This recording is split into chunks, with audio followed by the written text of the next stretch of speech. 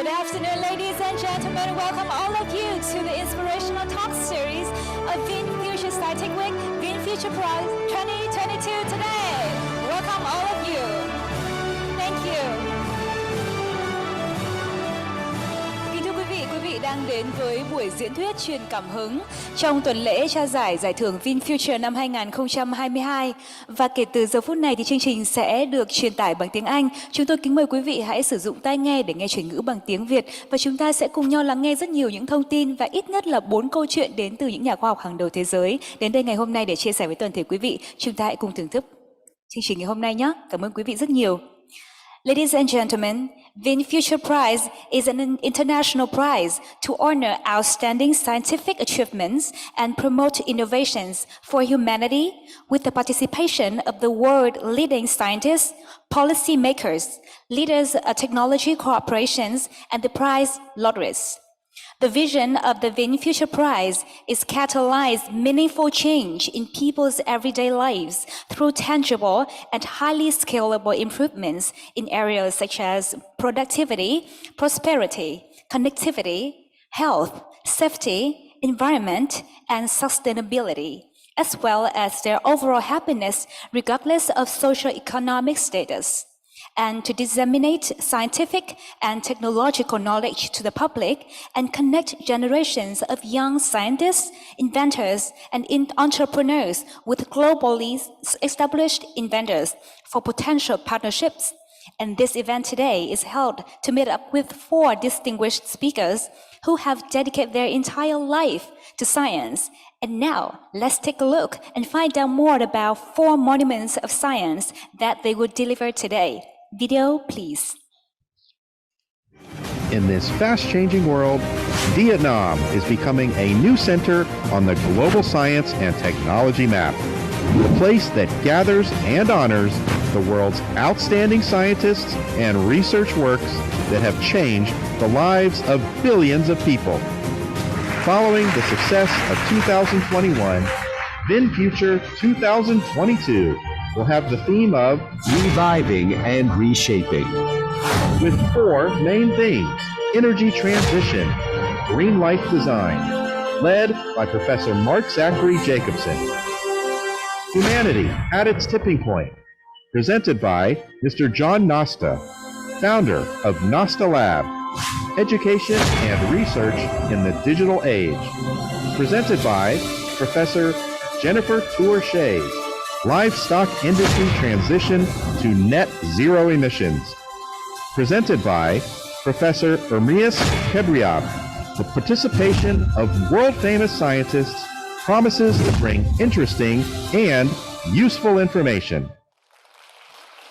Ladies and gentlemen, one more time, please give it up for the 4 speakers today that they will deliver the speech with VinFuture Prize 2022. Thank you so much for being here, our distinguished guests. Ladies and gentlemen, global warming, air pollution, and energy insecurity are 3 of the most significant problems facing the world today. And this talk focuses on development of technical and economic roadmaps to convert the energy infrastructure of 145 countries, including Vietnam, to those powered by 100 wind, water, and sunlight for all the purposes after energy efficiency measures have been accounted for. And it's high time for us not only to exploit the natural resources, we have to create the green energy for all of the people. And now we have the speech, and welcome to the stage Professor Mark Jacobson, Director of the Atmosphere Energy Program and Professor of Civil and Environmental Engineering at Stanford University.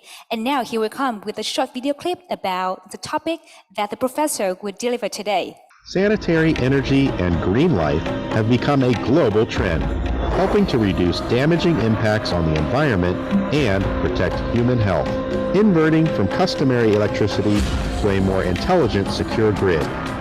The growing penetration of renewables into the energy reserve combination. The beginning of electrification and improvements in energy storage. Reduce environmental influence by replacing polluting fossils with renewable and low-carbon energy. while creating jobs and social capital in society. Effectively enhance air quality, decrease emissions, reduce costs, and a sustainable energy future. Sustainability forms optimistic value for the economy, society, and human welfare.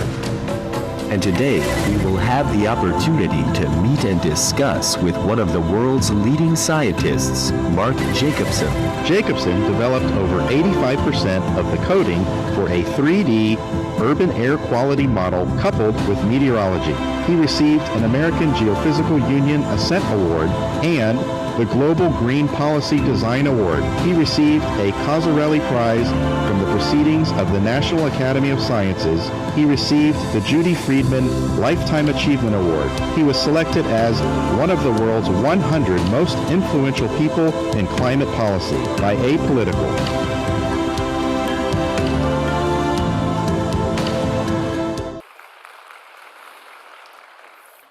Thank you all for attending. I'm very happy to be here in Vietnam today and to give this talk to you this afternoon. I'm going to be talking about transitioning the world to entirely clean renewable energy for all purposes. And there are three main reasons. I've been working on this for many years: air pollution, global warming, and energy security. Worldwide, 7 million people die from air pollution each year prematurely. Hundreds of millions are ill. Tens of thousands of people die in Vietnam alone from air pollution. It's the second leading cause of death worldwide, costing the world an estimated $30 trillion per year based on statistical cost of life. Global warming is a rising problem that is estimated to cost about $30 trillion by 2050, and we can see the impacts of it today all over the world in terms of enhanced wildfires, more extreme storm events, more extreme hurricanes, enhanced droughts, floods, shifts in agriculture, even more air pollution due to higher temperatures, losses of coral reefs, and we can go on. The third problem is energy insecurity. Fossil fuels are limited resources. They will run out over time, and when they do run out, that will lead to economic, social, and political instability. In addition, there are many countries that rely on other countries for fossil fuels, and some countries control the energy of other countries, and that spigot can be turned off and result in energy insecurity. The third energy insecurity problem is the fact that we have lots of large centralized power plants, refineries, and these are, when they go down, a large portion of the electricity of a city can go down, or a large supply of energy can go down. When we go to renewable energy, there are a lot more sources of what's called distributed energy, where there are wind turbines in many different locations, solar panels in many different locations. It's very difficult for the whole grid to go down.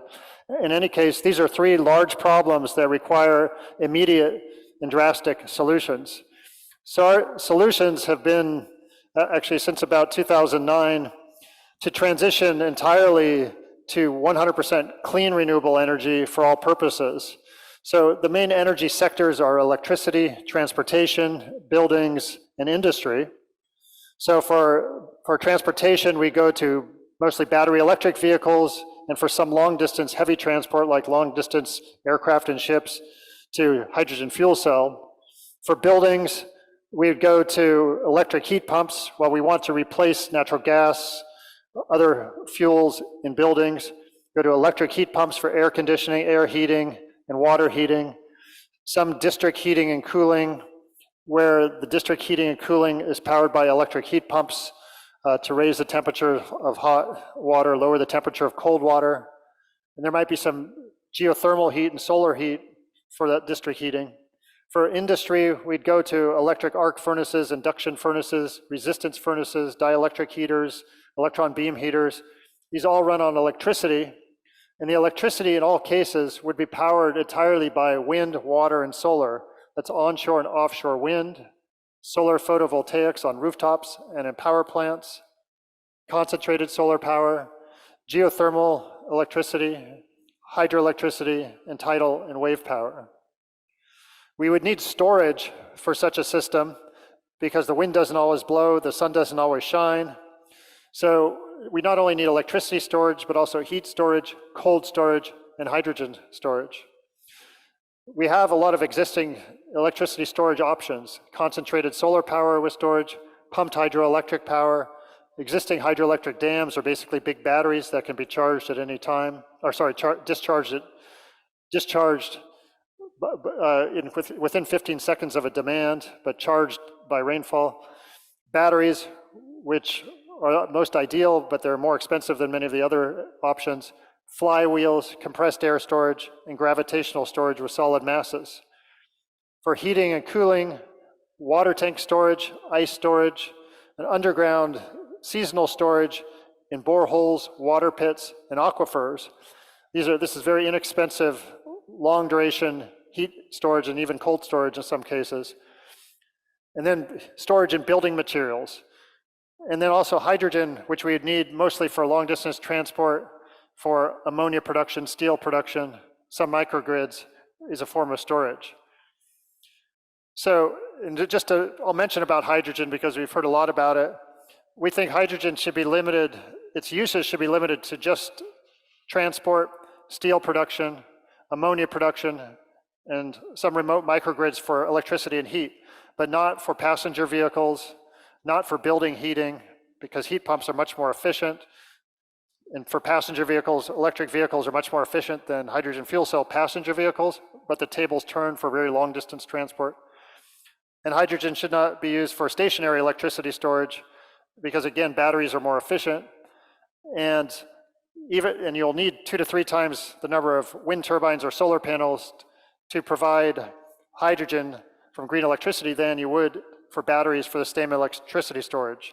You'll also need a lot of fuel cells to generate the same peak power as a battery.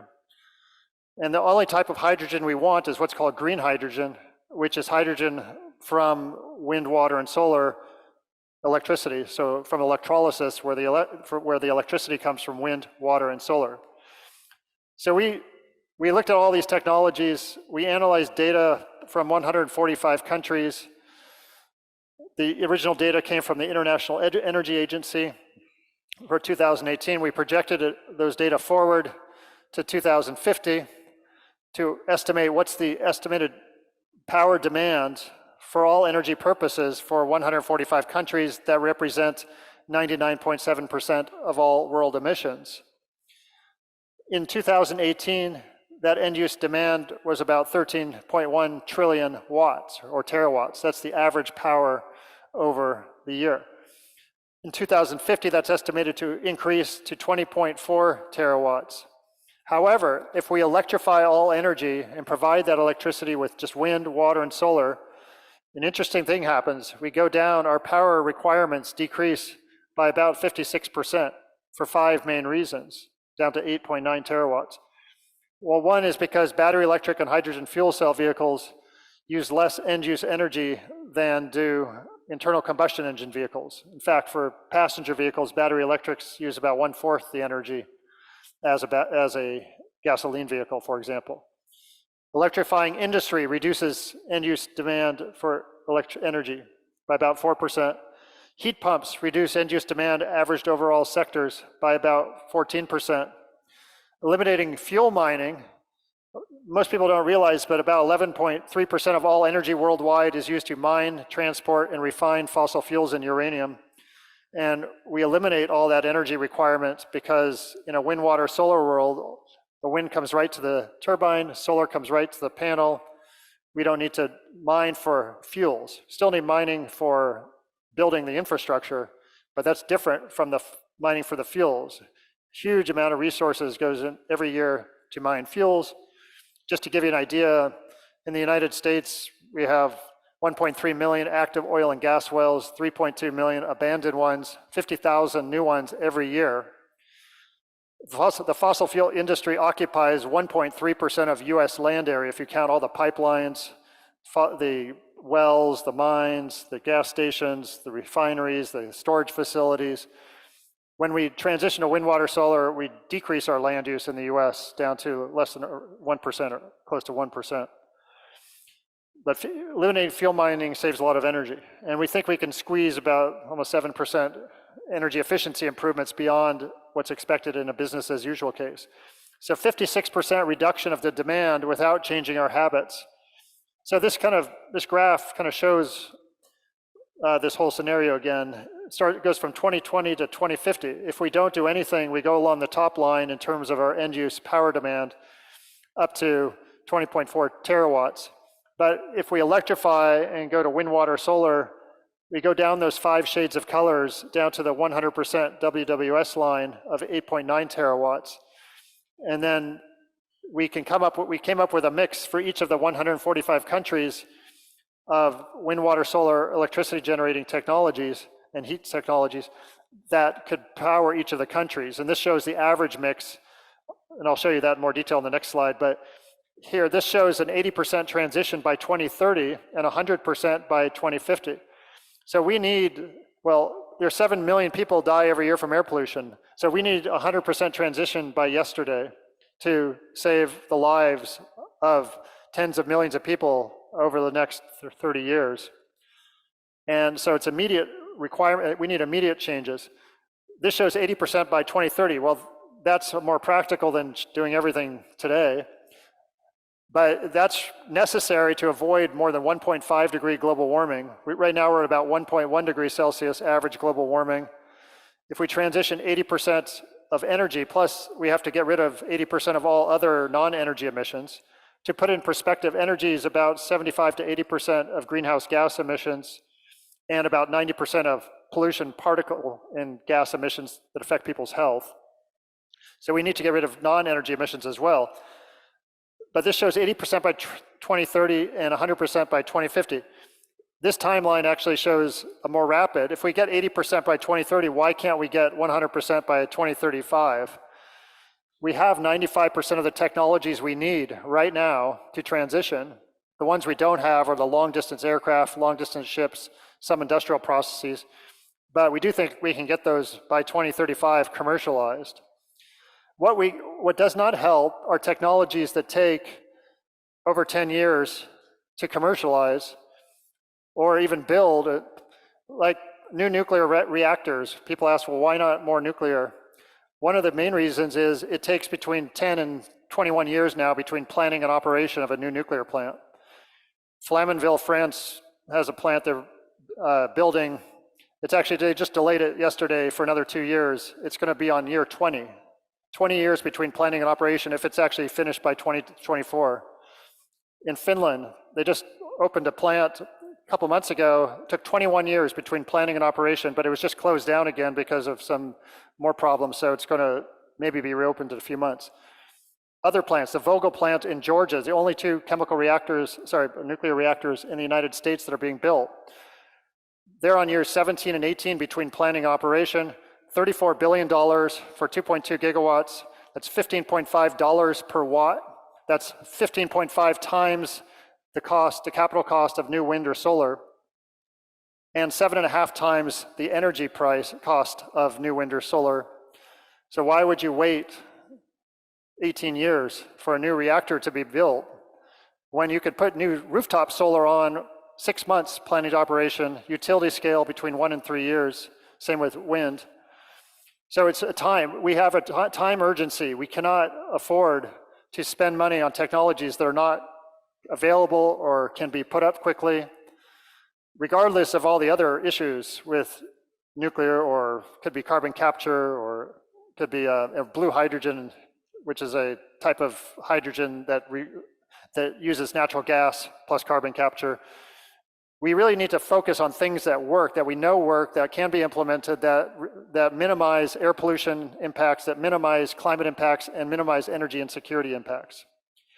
All right, so let's move on. This shows the average mix from all 145 countries that we estimated of the wind, water, solar technologies. And I should just state that there are many possible scenarios. So this is not the only possible mix, but this is the average. So 32% onshore wind, 13% offshore wind, 16% rooftop PV, 30% utility PV, 3% concentrated solar power, less than 1% geothermal electricity, 5% hydro, which all exist today. By the way, this is all the hydro. We don't increase the annual average hydro at all in these plans in any country. Tidal and wave are small, and geothermal heat and solar heat are relatively small. And then we also have a mix for Southeast Asia. We actually have a mix for each country as well, but this just shows one mix for Southeast Asia. Again, there are multiple possible mixes. There's more solar in this and not so much onshore, but there is a bit of offshore wind because the winds in general in Southeast Asia are not very strong onshore. But how much land does this all take up? We do not need new land for offshore wind, for tidal or wave power. We do not need new land for rooftop solar. We have no new land required for hydroelectric power because we're using the existing hydroelectric power. Geothermal is small, so the only new land for what we call footprint on the ground is solar PV plus concentrated solar power. It's about 0.17% of the world's land.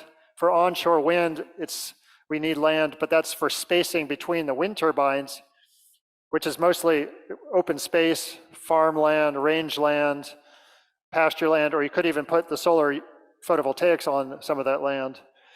That's 0.36%. So 0.53% of the land, as I mentioned, for the US, we're around 1%, which is less than the fossil fuel industry occupies in the US. In Vietnam itself, onshore wind, in our specific plan, one plan that we propose is really small amounts of onshore wind, but a lot of utility PV and CSP. So it's around 1.34% of Vietnam land area. Can we keep the grid stable? Well, we broke up the world into 24 world regions, and about 11 of these regions are individual countries or island countries, and the rest are multi-country regions. And we looked at grid stability every 30 seconds for, in this case, 3 years, using a meteorological model to predict the winds and solar radiation fields in 2050. And then we tried to match the supply of wind, water, solar with the demand for the estimated demand, the time-dependent demand in 2050 among all the countries, in this case, Southeast Asia, and accounting for storage, demand response, which is changing the demand curve by utilities giving people or companies incentives to shift the time of electricity use during the day. And we found that we can keep the grid stable every 30 seconds for 3 years with just wind, water, solar, no natural gas, no other fossil fuels, no nuclear power, no biomass, no carbon capture.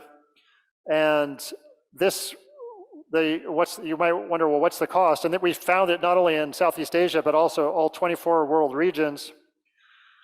What's the cost of energy? Well, the capital cost worldwide is about $62 trillion.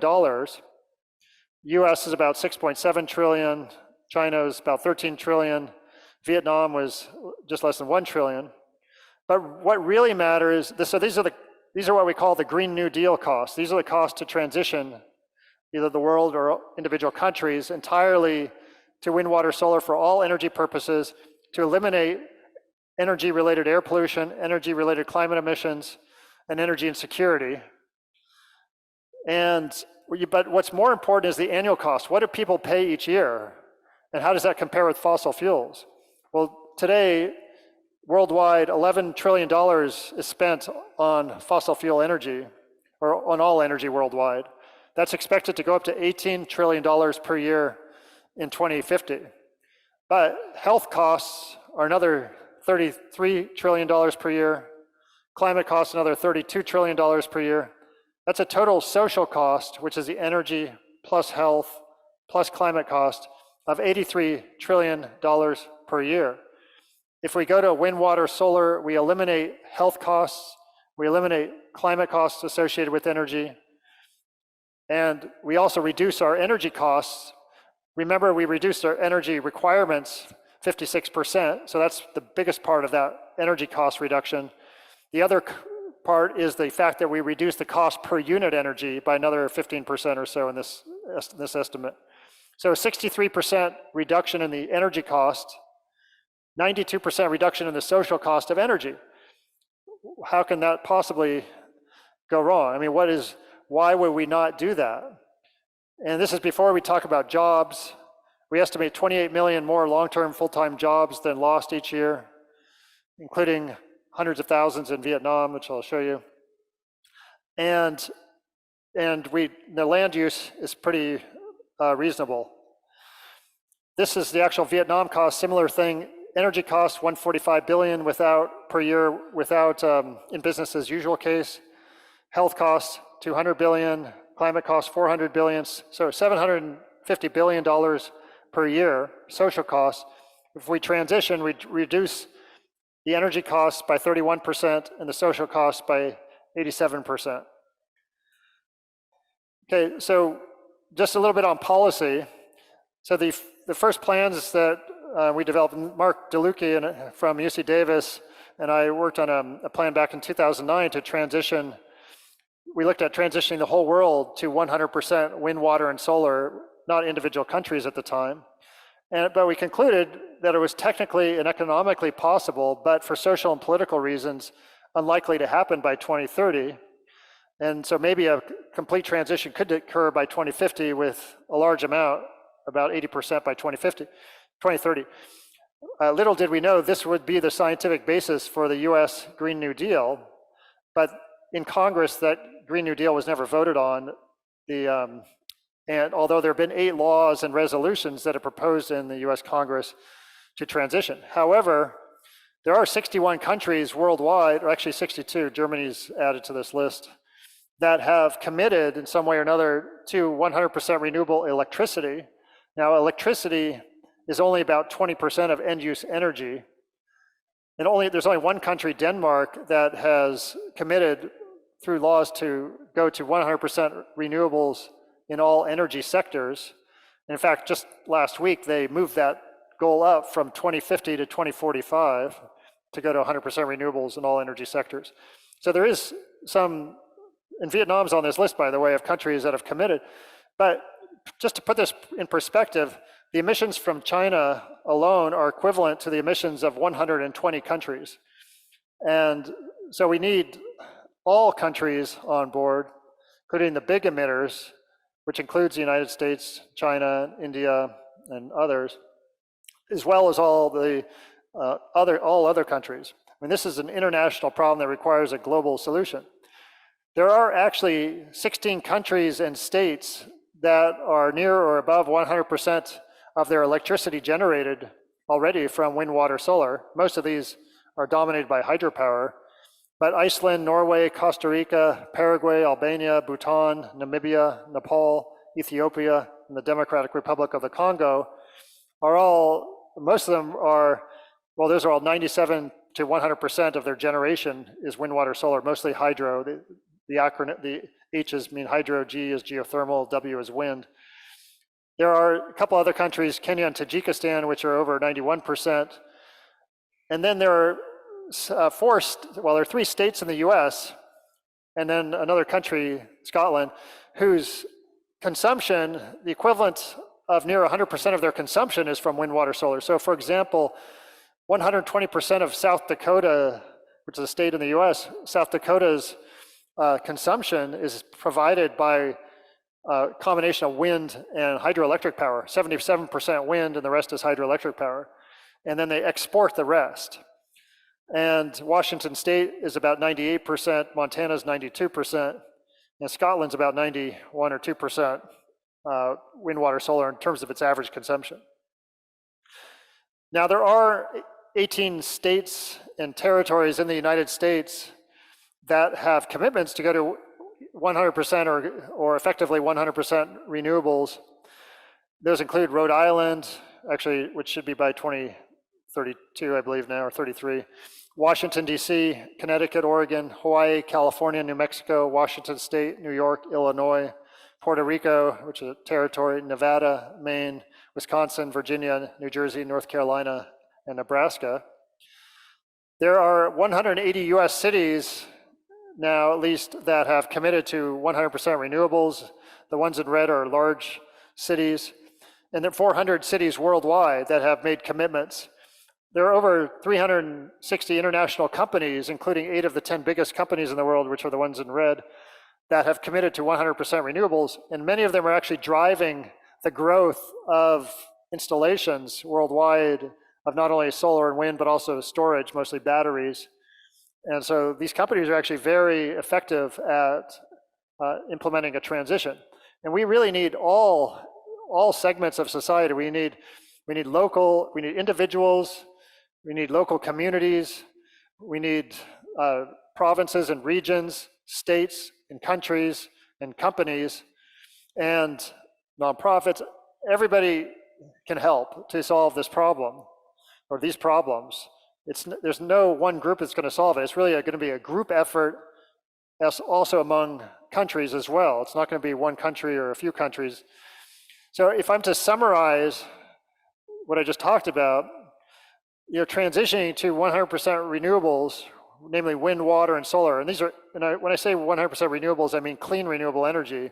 So that's eliminating combustion. So we don't include burning of like biomass, bioenergy, biofuels. We include electrifying pretty much everything except there's some sources of direct heat.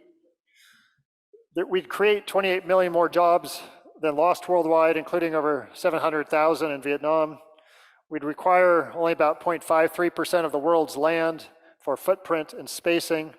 We'd avoid 7 million air pollution deaths per year, including 44,000 per year in Vietnam from air pollution. We would slow and ultimately reverse global warming. We can keep the grid stable, we think, throughout the world with 100% renewables. The absolute energy costs of wind, water, solar are 63% lower than of fossils. The health, energy, climate costs 92% lower. And if you want more information, here's some links. And I want to thank you very much for your attention. Appreciate it. So please give a warm applause for the Professor Mark Jacobson. Thank you so much for your speech.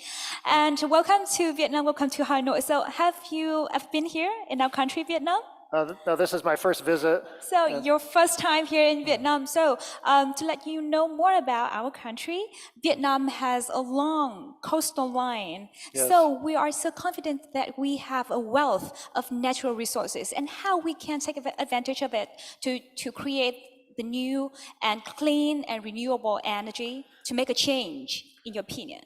Yes, so you have amazing resources of solar. I mean, I think actually in 1 month, December of last year was the bigger implementation of rooftop solar than any country in history. It was, I don't know if it was last December or the December before. So a lot of solar, lots of offshore wind potential, and there's a lot of potential for electrification of vehicles, and using electric heat pumps for both heating and cooling when needed. It's just implementing existing technologies. So I think it requires people a willpower, collective willpower, because you have amazing resources and you're also interconnected with other countries in Southeast Asia already. So I'm very optimistic.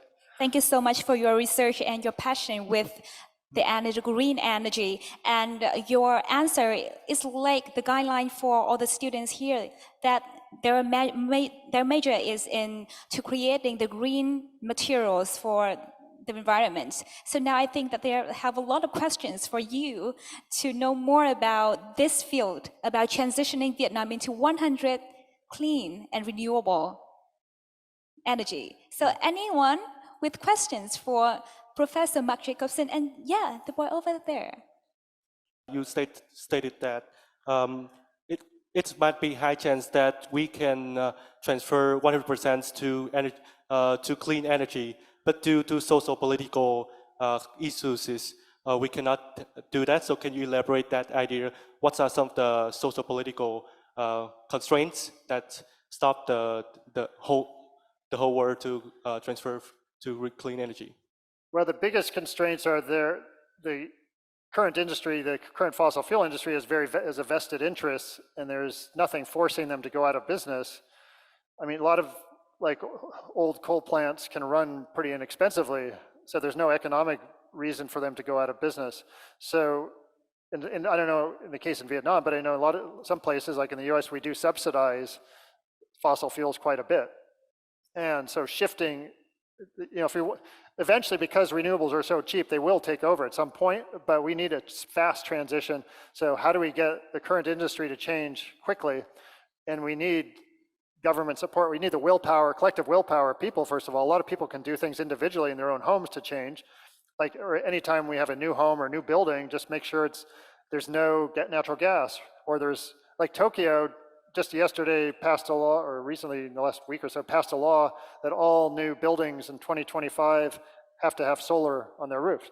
So we need strong policies to be put in place to affect a transition rapidly. Otherwise, the existing companies, fossil fuel companies, have no incentive to go out of business. Thank you so much for your question, and thank you so much for your sharing. And I think that your answers will be sent to the policymakers in Vietnam so we can make a change. And I think that your speech guides us to a new way to make a change in terms of science and in terms of make a renewable energy, so that we have to take the action now or never for our lives and moreover our next generations in Vietnam and in all over the world. One more time, thank you so much, Professor Mark Jacobson. And one more time, give it up for our professor. Thank you so much for your sharing. Please turn back yourself. And I think that all of you guys here can send your questions for the Professor Mark Jacobson after this session. Thank you so much. Ladies and gentlemen, and now it's time for the second topic with the second professor here. Technology and its vital role in civilization is no longer an option, it's an imperative. The role of technology is emerging as a unique partner in almost every aspect of our lives, from social to industrial. Yet change can be complex, and Mr. John Nosta will address the key issues around innovation and the diffusion of innovation into complex systems to map out a transformative path forward. And today, the essential reality for technological innovation is ironically a very human construct, and the path forward is there, ready and waiting. And the key question is if we choose to accept it. Now it's time for us to come to the second topic with the short video clips, and we welcome to the stage Mr. John Nosta. With the advent of the 4.0 technological revolution, artificial intelligence, AI, has increased its popularity in diverse aspects of life. According to a report by accounting and financial consulting firm PwC, by 2030, the global GDP will increase by 14% thanks to the support of AI. During the 4.0 technology century, AI is claimed to be a figure in computer technology, relevant to automatic intelligent behaviors. AI power has played a significant role in civilization and is the single partner in all areas from society to industry. However, changes can lead to complications, and Mr. John Nosta, the founder of Nosta Lab. John Nosta is a leader in the digital health movement with a background that is both eclectic and impressive. Ogilvy, the world's largest healthcare communications agency, where he was the chief creative officer, chief strategic officer, and unit president. Google, where he currently sits on the health advisory board. The World Health Organization, where he is a founding member of their health technology roster of experts. John is also the founder and president of Nosta Lab. The route onward is ready and waiting for you. All right. Good afternoon, everybody. It's a pleasure to be here. I'm so excited to get a chance to chat with you. And I want to move the presentation over here. And I want you to repeat after me, okay? Everybody ready? What does it say? VinFuture. Not VinPast. VinFuture. That's what we're here to talk about today. That's what I want to talk about. I want to take you on a journey of transformation. I know I talk a little fast, but I'm going to try to get through this and understand and help you understand some of the key changes and drivers in the world that we live in today. So I have a question for everybody. What is this? Anybody know? It's a stethoscope. A stethoscope. I'm going to tell you more about that, but that's the future. We're changing fundamental tools and advancing the world we live in. So I thought it would be an interesting idea if I could have artificial intelligence do my presentation today. What do you think? Do we really need to have a mortal, a human, do it? So I thought that would be interesting, and I want to tease you a little bit about some of that opportunity. So I asked artificial intelligence to take a picture, draw a picture of a physician on a beach in Vietnam and do it in the style of Picasso. And there's what we got. A piece of art that never existed in the world before that is completely unique. So this is the prospect of technology today. And then I said, okay, so let's do something else. Let's talk about the future of medicine in Vietnam. And this is what artificial intelligence told me about your country, that the future of medical technology looks bright. Investment in medical technology, hospitals and clinics, medical tourism, expected to grow in the coming years. That was the perspective that artificial intelligence told me about your company, about your country. So what are the implications of this? What does this mean? And I'm approaching this from a little bit of a clinical perspective, which is my background. One is that we can use language to create things that are specific to individuals. We can create visuals or art that are resonant to an individual, that are unique and appropriate geographically, culturally, in any context. And we can build customized brands. We can create things that are unique to our individuals. It's inexpensive and it's created instantly. That's the basis for the world that we live in. And it's defined by one word that I like to consider, and that's change. The world we're living in today started off with this guy named Gutenberg in the printing press and has moved into this rapidly accelerating dynamic. That's the world we live in. It's about change. If it works today, it's already obsolete, at least in some context. And that change is defined largely by a tsunami of data. The world we live in today is driven largely by this output of data. The human exhaust from our bodies, the data from our Fitbit, all sorts of consumer aspects, we generate data. I like to think of that data as the third fundamental window into humanity. We often talk about big data, and we use it rather trivially, but I believe that data is a dynamic aspect of the world we live in. The third fundamental window into humanity, the first was the telescope. And we all know what happened to Copernicus, got in trouble when he said that the Earth was not the center of the universe. The second was the microscope that allowed us to see a world that we didn't even know exist. And I believe that big data and the accompanying analytics will push humanity in new and exciting directions. That's the good news, but there's bad news that goes with that. Our ability as humans to assimilate the data set that's coming at us is disconnected from the functional reality. In other words, data, the amount of data is going up and up and up, but the translation to information, the translation to knowledge, or even wisdom, and in my field, the translation to medical utility is very limited. There's a functional gap that happens there, the ability to connect data to utility. And that's a real problem. Whether you're a school teacher or whether you're a cardiologist, it's a very difficult dynamic. Now, what's the solution to that?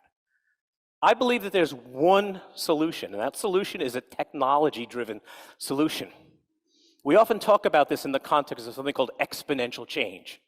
So all the students out there who talk about transformation, entrepreneurship, we always stumble across this phrase that's called exponential change. It's this rapid change that's characterized by this large slope. That's good, but there's a problem with exponential change. Exponential change has an area called the danger zone. We live in a world of linear change. That's what people like. If you work in marketing, you want 5%, 10%, 12% growth in your product. If you're investing in your future, in an investment account, you want 8 or 9 or 10 or 3% growth. You want predictable growth. The interesting thing about exponential change is that the early part of the curve is underneath linear growth. So the early part of that curve is one of disappointment. It's one where your boss comes to you and says, well, that transition to solar is a little bit slower than we wanted to. If we just kept those coal plants, or we just kept with conventional technology, we would do better. So that's a danger zone, a transition zone. And as entrepreneurs, you see this a lot, that the early part of that exponential shift can be problematic. So just remember that that danger zone is an interesting part of the transformation. So I want to spend a couple minutes talking about some of the issues around technological transformation in society, what may be applicable to Vietnam, what may be applicable to you as a student. And the first is that technology without a plan is not very successful. In other words, the diffusion of innovation is sometimes more important than the innovation itself. Just because I have a good idea doesn't mean it's something that the consumer or a particular system will adopt. And what we found in this is that a lack of a unified strategy for transformation is one of the biggest impediments when senior IT people were questioned. So you need a plan. You need to understand how we could methodologically introduce a new idea and push it through a system. I'm going to talk a little bit more about that. The other idea is that culture squashes innovation. And I'm saying this very particularly to the students in the room today, that it's easy to be a CEO and to drive innovation, to say that I want innovation to occur, but it's the rank and file, it's the students, it's the workers, it's the people who do the day in and day out work that have to embrace innovation. If you don't embrace innovation, it won't happen. Culture squashes innovation. That's why you, each of you individually, have to be an advocate for this type of transformation. Because if you don't advocate for it, nothing gets done. So I talked about this idea of diffusion of innovation. Most of you are familiar with the QWERT keyboard, right? The QWERTY keyboard, it's the one we use. But the QWERT keyboard, the rumor to this is it was actually established to slow people down. It was actually established in the old days of the typewriter because the keys would stick. So it's not an optimal keystroke methodology. But around 1932 or so, and this is the true part of the story, the other part was a bit of a rumor, a guy named Dvorak changed the typewriter. He says, I can make the typing sequence more ergonomic, more efficient, more easy, and faster. And he created the Dvorak keyboard. Anyone here have a Dvorak keyboard? Maybe one guy in the front. Most people don't. Why? The Dvorak keyboard failed for two very specific reasons. I really want you to take this to heart because this is the nature of innovation today. Number one, it was expensive. In 1932, I was not going to buy a new typewriter. It was a capital expense. It cost a lot of money. I couldn't afford it. It made no business sense. We see that a lot today. They want to switch to a new modality, but it's expensive.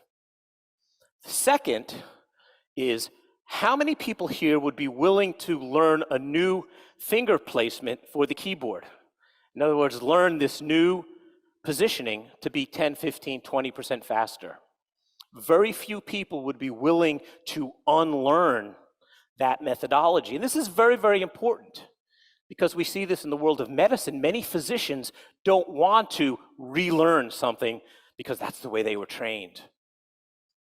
Industrial design, factories, automotive industry are stuck in a way that they don't want to change. That's very, very important in today's world.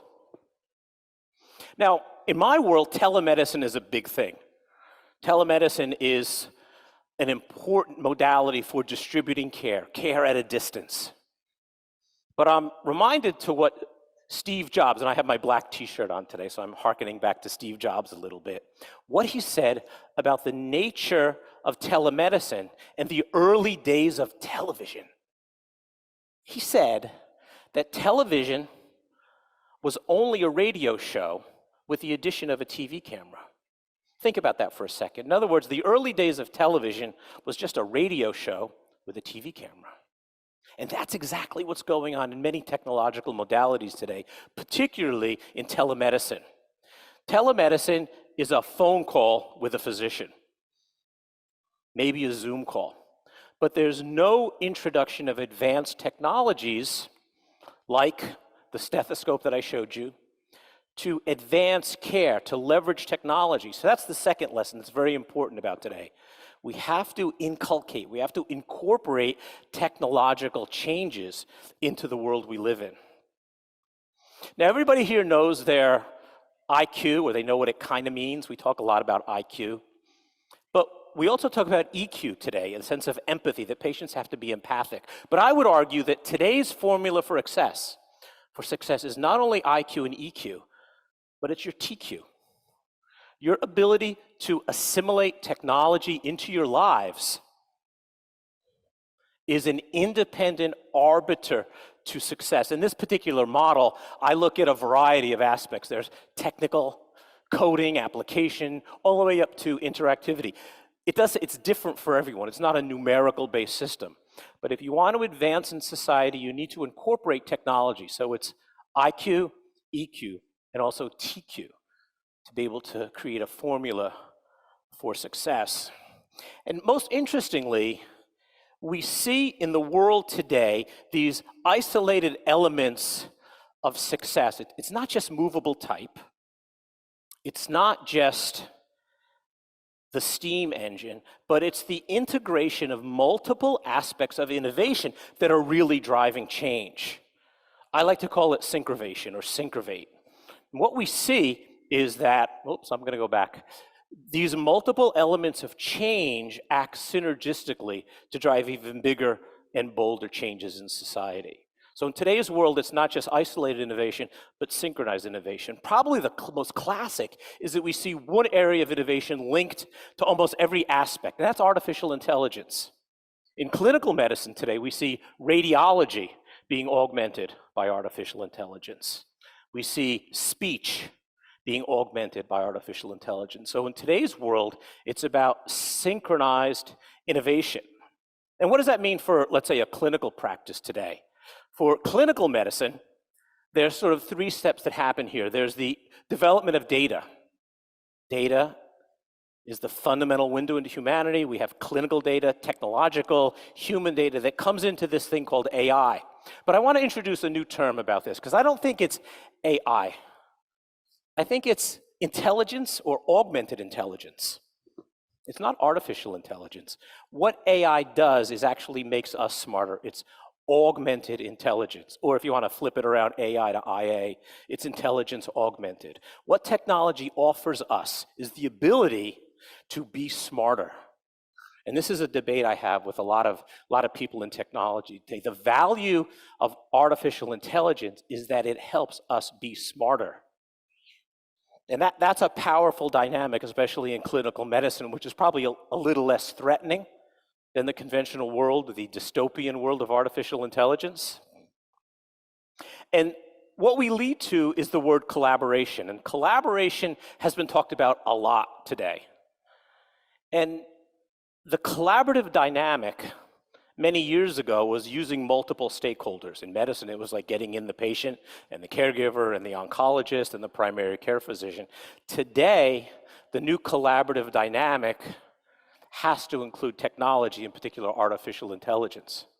So I ask people, and it always gets people a little angry or a little bit irritated. I say, who's the smartest person in the room? In medicine, it's always the doctor, right? It's that doctor. The doctor is the smartest person in the room. Today, it's the collaborative dynamic with the computer. It may be technology that is the smartest person in the room.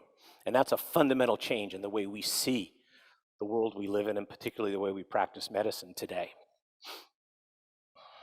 So I want to talk about a couple things that should be on your radar, because these are advances that really personify the nature of innovation. The first is this little thing called the AliveCore EKG. Anybody know this? Have you heard about it? The EKG machine used to be a bulky thing on four wheels that you'd wheel around and take an EKG. Today, it's a card that you can keep in your pocket. It's not as sophisticated as those fancy EKG machines. But the interesting thing is it's gone along the path of digitization. We've digitized the technology. We've dematerialized the path of technology. And we've also demonetized the path of technology. That's the nature of innovation today. Digitization, demonetization, dematerialization. And know what the other D is? Democratization. Because where do you get this now? Do you get this EKG machine in your doctor's office? No, you get it on Amazon for $79. That's the path of technology, the path of digitization. That's the process that we're living in today. This is not tomorrow. It's even not the future. It's available today. It's a very, very powerful tool developed by an electrophysiologist in his garage. His name is David Albert, and you can buy it now on Amazon, validated by over 250 clinical trials. Very, very effective in the detection of a beating abnormality called atrial fibrillation that's associated with stroke. This is where we are in technology today. We're also digitizing something else that's really fascinating. We're digitizing the X-ray source. Think about that for a second. The X-ray is generated by a tube that's heated. That gives off X-rays, and those X-rays are used to create X-rays. Those are digital X-rays, by the way. What we're seeing now, country in Israel, is taking the X-ray and creating it on a chip, the digitization of the X-ray source. What does that do? Digitization leads to dematerialization. Anybody ever had a CAT scan? Have you seen how big a CAT scan is? It takes $1 million a year just to maintain a CAT scan, not even buy it. But this is the magic of technology like this. This is utilizing a different form of scanning called tomosynthesis. But what it is creating a new type of digitization that leads ultimately to democratization.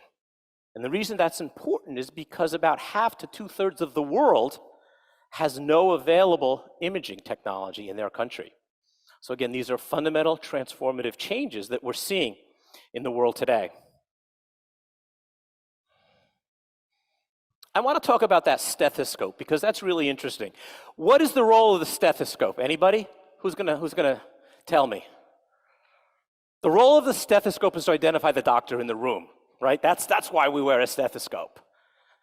Somebody comes in the room and they have a fancy, like a Hewlett-Packard or really expensive stethoscope. You know automatically that that's the doctor. It's worn reverently around your shoulders like a prayer shawl. That's the nature of medicine today. I'm gonna tell you a little secret. When I was in school, we would hear things that had really wacky names, like a 1/6 systolic ejection murmur, or an S3 gallop sound, right? I never heard it. The cardiologist might have heard it. Somehow magically, the cardiologist heard it, then the medical student or the resident would begin to hear it and then write it down in the chart. A stethoscope is a tool for generating rumors. That's all it is. It hasn't changed in 150 years since a French physician took that stethoscope to his ears, his name was Laennec, and listened to a heart sound. Nothing has changed. What happens today is that heart sound, lub-dub, is transferred to your smartphone. So what can you do? You can see it. Well, the amount of our brain, our neocortex of processing of sight is much bigger than sound. So we can see it, we can put it in the chart, and we can actually track it so that it's no longer a rumor, but a real diagnostic tool. The other thing that's very interesting about this is that type of device, and it's called Echo, and it's available today, is that it takes an EKG while it listens to your heart, and it combines those two things and can actually measure in a rudimentary way the amount of blood your heart is pumping, your ejection fraction. So where does this thing live? Let's go back. What's the purpose of the stethoscope? To identify the doctor, right? Now that fancy stethoscope lives with the patient. So that patient now keeps that stethoscope with him or with her, and when they're watching the football game, they can do an EKG, they can do a heart sound, they can track their function. So look what we've done. We've taken something that was exclusively the domain of the cardiologist, and we moved it to the patient. We've taken that EKG machine, we've moved it to the patient. That's the empowerment of the consumer. That's what technology is doing for us. That's what it's bringing to medicine. Now, any of you have patients or parents or friends with diabetes who do continuous blood glucose monitoring? They used to prick their finger and take a glucose test. It's really not a very good test. You have to do it a lot. It's not very friendly because you have to puncture the skin on your finger. Today, there's technology where they can put a sensor on your arm and you can measure glucose continuously throughout the day. A very powerful advance. But the lesson I want you to understand here is that in today's world, it's about disrupting the disruptor. This is a company called Profusa that already has a more advanced sensor that lives under the skin that can do all sorts of interesting things. So just when you think you have it figured out as an entrepreneur, you gotta look to the future, but sometimes you have to look over your shoulder because innovation is happening so quickly, speed. It's happening so quickly that you, as an innovator, can become Trump. It's an important dynamic in medicine and in innovation today. And I want to leave you with one thought. It's a fascinating thought from Alvin Toffler, who wrote a book called Future Shock, and it kind of harkens back a little bit to that Dvorak keyboard. He said that the illiterate of this century will not be those who can't read or write. The illiterate of this century will be those who cannot unlearn and relearn. It's those people who are clinging to the old stethoscope, clinging to the old X-ray tube, clinging to whatever modalities are out there. It's up to us. That's our challenge now, is to unlearn and relearn. And that, what takes us to here, to the VinFuture. Thank you. Well, I guess we're going to take a few questions. Thank you so much, Mr. John Nosta. You are the leader of the digital health movement in all over the world. And now we are so honored to have you here, and you will answer all the questions of our audiences. They will be the nurses, the doctors in the future, especially working on the digital health in Vietnam. So please, the questions from the audiences. Yes, please. My name is Andrew from PricewaterhouseCoopers. Thanks, John, for your sharing. I think it's very, very interesting indeed. We've heard a lot about how amazing things that technology can bring into health and digital health today. However, what are some of the challenges that you're actually seeing in today's digital health space? And also, what are some of the steps that, in your opinion, we or the healthcare organizations can take in order to overcome those challenges? That's a great question. Probably 5 or 6 answers that I can give you to that question. Right, the first is the nature of adoption. We don't want to change. My mom didn't really want an answering machine. She said, if the call is important, they'll call back. And we see that in so many aspects of technology today. We see that with physicians. Why? It's the way I was trained. The training of the medical community today is a very powerful dynamic. Well, that's the way I wanted to do it. That's number one. Number two is that most people don't want new. They want the same, but better. Think about that. Do I want a nuclear reactor to power my house and keep it warm? Probably not. But how about a more efficient natural gas burner that works better? So oftentimes innovation is new and it frightens people. So there's a lot of complexities to that. Now here's something that I hear all the time. My country is a developing country. We can't do that. We can't do innovation. We're not ready for that. Well, it's actually the exact opposite. Because the ability to apply new technologies in developing countries fill a need that's not filled. Try to put a new X-ray machine in an office in the United States. It's not going to happen. General Electric, all the big companies, they kind of own that real estate. And doctors already have the methodology. But come to Korea, come to Mexico, come to Brazil, and talk about telemedicine. Telemedicine fills a need because there are not enough cardiologists. There are not enough endocrinologists. There are not enough oncologists. So that's another interesting dynamic that is actually flipped upside down. And that's the fourth part to your question, and I'm going to skip the last two, is that the I word is very important. The I word is innovation. We talk about innovation, innovation, innovation. The reality is that it's really implementation that is the key.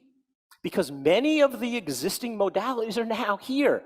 We have an EKG that fits in your pocket. We have a stethoscope that can help you manage heart failure where you don't have to go to the doctor. We have genomic analysis for the optimization of certain types of cancers. Those are available today. We have the modalities for telemedicine. They're here now. So really, innovation in many instances is the other I word, it's implementation. I read somewhere that 80% of the solutions already exist, we just have to find them.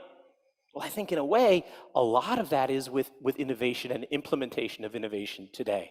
So there are many barriers, but there are a lot of powerful reasons driving that forward, not the least of which are the financial implications of optimized care. And give me another half hour, we can talk about that. Thank you so much for the question, and thank you for your sharing. So you shows us that in Vietnam, there are two important letters, I in innovation, Three. and three I. Three, I'm gonna go back. Yeah, innovation, implementation, and? Implementation, and who can do it? I can do it. Sure. It's up to you. That's the observation that innovation comes Thank with your you. ability to drive change. Sure, thank you so much. Innovation, implementation, and I are three letters that make a change with the people, especially in terms of digital health. Thank you so much, Mr. John Nosta, for your sharing. And Thank please, you all. one more time, give it up for the leader of the digital health movement in the world. Come here in the VinFuture Prize 2022. And now it's time for us to meet Professor Jennifer Tuochase with the topic, Education and Research in the Digital Age. And now it's time for the short video clip about this topic, and welcome to the stage, Professor Jennifer Tuochase. The scenario of the COVID-19 pandemic exists as an assertive caution that education in the digital age is globally important. In the digital age, education developed modern learning methods and encouraged technological innovations such as distance education and internet training. Instead of blackboards, papers, pens, or chalk, we shall see computers, mobile, and others resemble technological equipment in modern classes. The progress of seeking information keeps speeding up through electronic books, e-books. The only concern is the possibility of creating distance between human interactions compared to traditional methods. We will identify this issue with outstanding scientist Jennifer Tuochase in today's conference. Jennifer Tuochase is Associate Provost of the Division of Computing, Data Science, and Society, and Dean of the School of Information at the University of California, Berkeley. She has received numerous awards for leadership and scientific contributions, including the Anita Borg Institute of Women Vision Leadership Award, the Society for Industrial and Applied Mathematics John von Neumann Lecture Award. Chase is a member of the American Academy of Arts and Sciences and the National Academy of Sciences.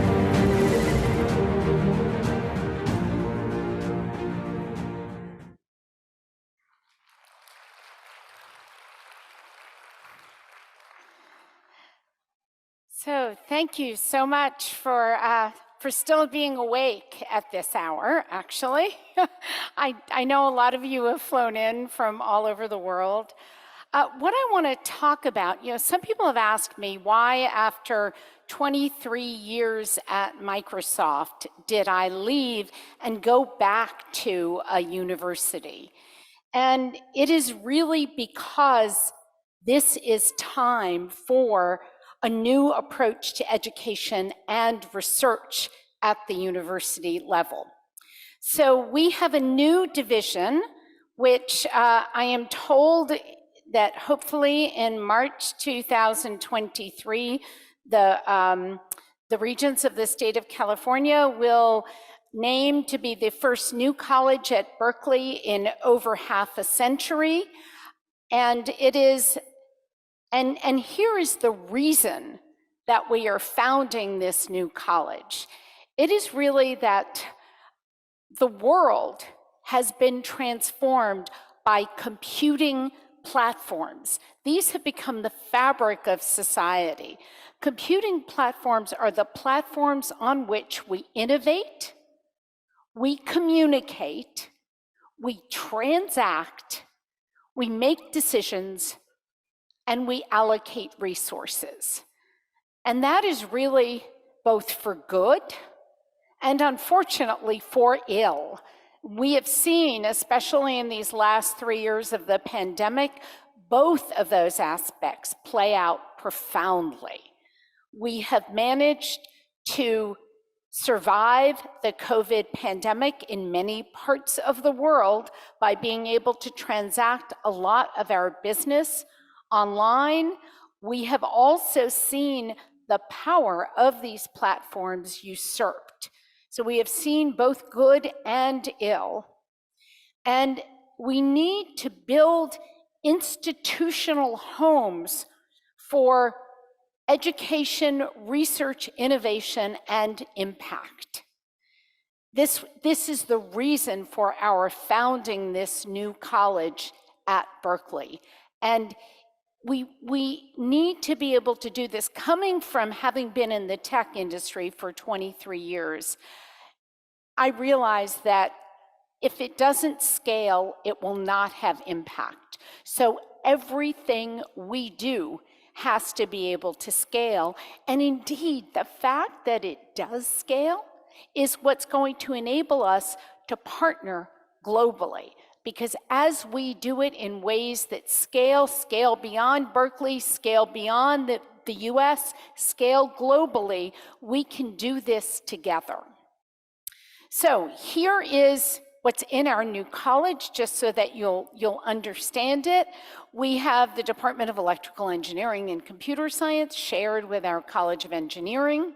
We have statistics, we have the School of Information, and then we have, and we also have the Data Science undergraduate program, which I'll mention to you in the next slide, but which is really, really exciting, and which I hope we can do more partnership with Vin University on. We have a Center for Computational Biology. We have a new computational precision health program with UC San Francisco. We have a new Baker Center for Digital Materials for the Planet, which to a large extent grew out of the last VinFuture prizes. And we have an Institute for Data Science, and we are forming connections well beyond this with every department and school at UC Berkeley. We really need that society piece. So first of all, we need to be able to do education at scale. And this data science program, it is only 4 years old. It is the fastest growing major in Berkeley's history. And in fact, our curriculum is being used at over 100 other colleges and universities because it's all open source, it's all online, it's all accessible. It has 4 components to it. It has computing, it has statistics, but equally it has human context and ethics. Because if we build these platforms without historical perspective, without human context and ethics, we will build platforms that will be usurped, platforms that will have unintentional bias. So we must put all of this together. And finally, it has a 4th component, which is a domain emphasis, of which there are 30 or more, in many of the areas that we have been talking about, in biology and health, in education, in social welfare and human justice, in many, many areas. And we are doing this in a way, we already have 700 graduates a year. And that may sound like a lot, but if you look at the world's population, that's not so many. However, our curriculum is being used by over 100 colleges and universities, and that's what's so exciting. As we scale this, we will be getting this preparation together. It will prepare us to be a generation of scientists who can work together, and a generation of humanists, a generation of professionals who can work together. We also have the computer science undergraduate program, which is a huge major at Berkeley. Those are both #1 rated in the US. We have the #2 computer science and statistics PhD programs, and the #2 master's in data science. So we have a lot of great components going into this. Honestly, the part that excites me most is the global scaling of this. Okay, so we also are advancing the core of computing. We have Berkeley AI Research, which by most estimates is the #1 AI group in the entire world. We have a lot of companies being started like Databricks, which many backends use Databricks. So I've got a picture of the founders there. That started out with a graduate student thesis in our systems group. We have Covariant, which is the largest private company now doing robots for factories. Okay, so we have a lot of innovation at the core, but we also need to have innovation that connects this beyond, way beyond the core of computing and data science. We need to connect with all of these disciplines. This is going to be a pretty short talk, I'm realizing. But that's okay. I'll just go with it. Okay, so in addition to scaling education, we need to create and strengthen new fields at the boundary of computing, data science, and other disciplines. We are doing this in areas that you have seen us discussing in the VinFuture prizes of last year and perhaps of this year as well, in biomedicine and health, in climate and sustainability, and in human welfare and social justice. Here, I'm going to focus on the first two, and I'm going to focus on two programs that we have so far in biomedicine and health, and one that we have just created, as I said, due in part to what happened at the last VinFuture prize ceremony in climate and sustainability. So we have a Center for Computational Biology, which has about 40 faculty members affiliated with it. And I'm just going to give you one example of one faculty member and what she is doing. This is Jennifer Listgarten. She is doing protein engineering. In many of these cases, what we're talking about is taking AI and machine learning and using these closely, working with disciplinary scientists and professionals to accelerate and scale what's going on in other fields. So Jennifer Listgarten is engineering proteins for antibody therapeutics, for AAV. So this is a vector for delivering drugs. For gene editing, she's working with Jennifer Doudna. We joke when the three of us talk because there are more Jennifers in the room than everyone else combined sometimes in a call. She's also working on applications of protein engineering for energy and sustainability. So, how do we do protein engineering? Well, there was kind of a data-free computation, physics-based way of doing this. I've taken these from her slides, so they're kind of snarky. She says rest in peace in 2022, but this is using physics-based energy functions to actually model these. So trying to describe what is going on completely in terms of the physics. And I love physics, as I mentioned earlier. My PhD is in physics, but we will never be able to entirely model what is going on here. We have to turn to data that we are bringing in to inform this.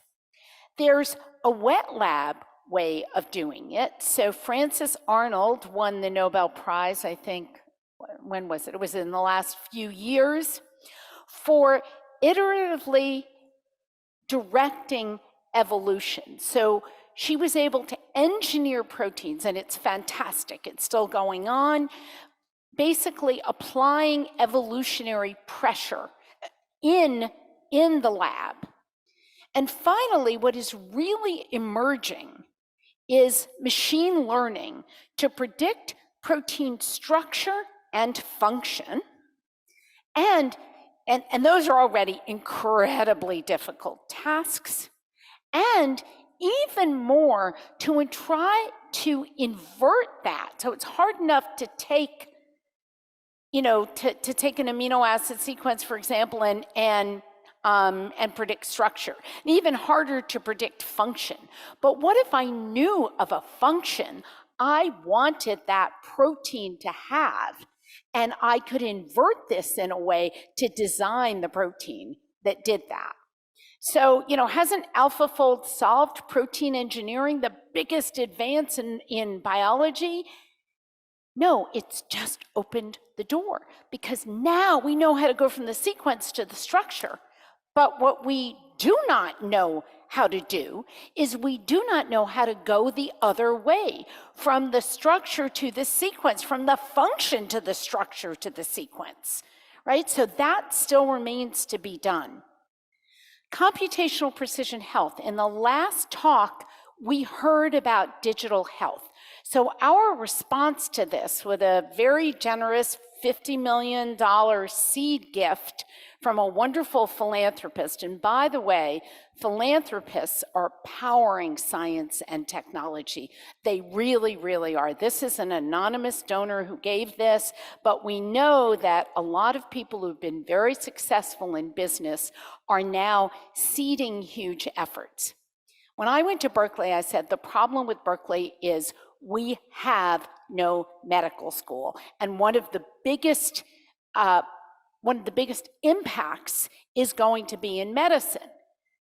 UCSF had no computer science department, certainly not the top AI group in the world. We have created a joint program, first ever, basically a department structure with faculty who are joint between the medical school and Berkeley, our new college to be. And what we are doing is we are taking in healthcare data, computational methods. We are working with clinicians, and we are coming out with implementations, interventions. Okay, so we are doing this. We have just hired a number of faculty. Our PhD program will start next year. It's really interesting. The students not only will learn AI and high-dimensional sparse statistics and databases, they will learn physiology, they will learn anatomy, they will be in the clinic and in the hospital. And interestingly, every single course is going to have ethics and address inequality. The way we teach physiology today does not address potential sources of inequality in the data that we get. The way we teach databases today does not normally talk about inequality and ethics. Every single one of these classes, we thought, should we have 1 or 2 ethics classes? No. Everything is going to have human context and ethics and address questions of inequality. So we're doing this in several domains. For example, today,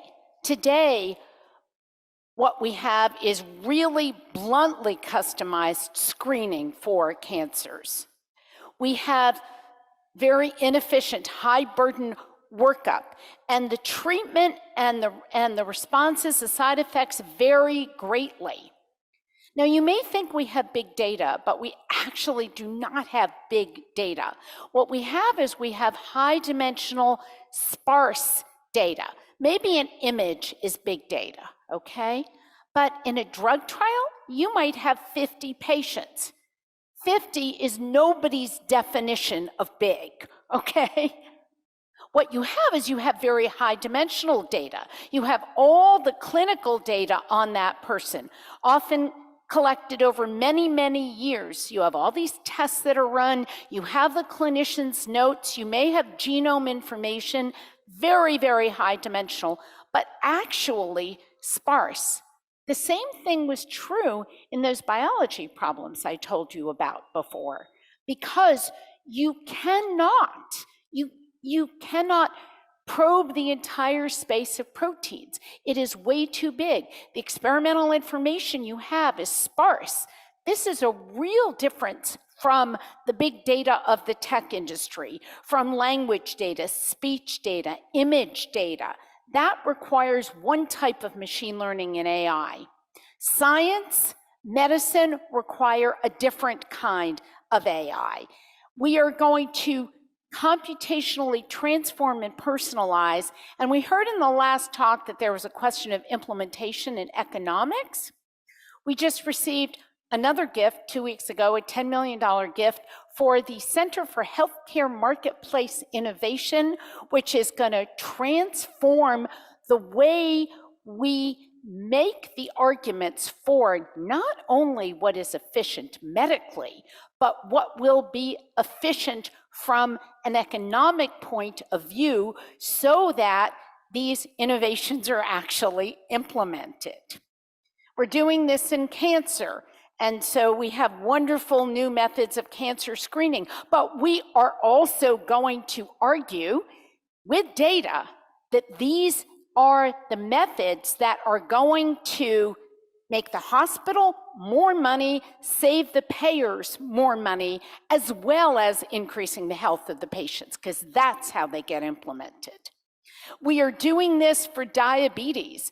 There are 100 million Americans with diabetes, and 80% of them do not know it.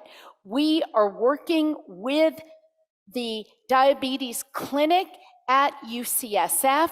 We are computationally transforming diagnosis and treatment of diabetes and other metabolic disorders. And I don't have a slide on it here, but on Monday, I met with the head of cardiology at UCSF, and we are looking at ways to triage, ways to recognize with much fewer tests than we have had in the past, who is at high risk of what cardiological problems so that we can properly intervene. Okay, now let me talk for a few minutes about the Baker Center for Digital Materials for the Planet. So, envision a future where we can remove greenhouse gases more readily from the environment, where we can extract clean water from anywhere on Earth, where we can capture clean energy. Imagine that future. You may have even seen some of these slides last year from Omar Yaghi, who won the Emerging Technology Award.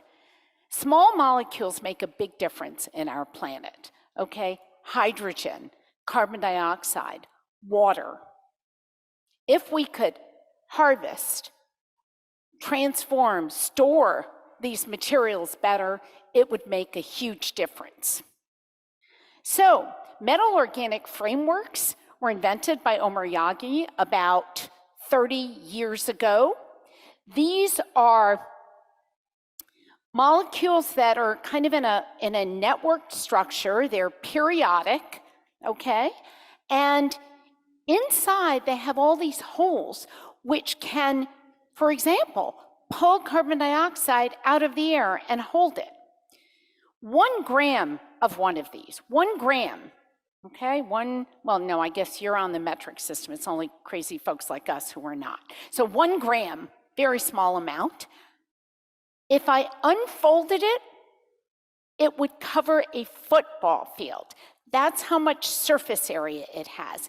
And it attracts carbon dioxide. It pulls it in. This is one of the ways that we can pull carbon out of the air. There are a lot of MOFs that have been invented. But what we need is MOFs that are stable for longer periods of time and that are much more inexpensive to produce. Well, I heard about Omar. I hadn't met him when I was on the prize committee last year, even though he was at Berkeley. He and I started talking in May. We came up with some plans in June, and by September, we had funding to form this major new center. Christian Borgs is here somewhere. He's the faculty director, and Omar Yagi is the chief scientist of this center. And what we are going to do, so these are some of the things that can be done with MOFs. You can store hydrogen. I know we don't want to store it for cars, but we do want to store it for trucks, but Mercedes put it in a concept car. We can separate CO2 from the atmosphere, getting it out of flue gases. Omar's students went into Death Valley in August, 134 degrees. There was a MOF.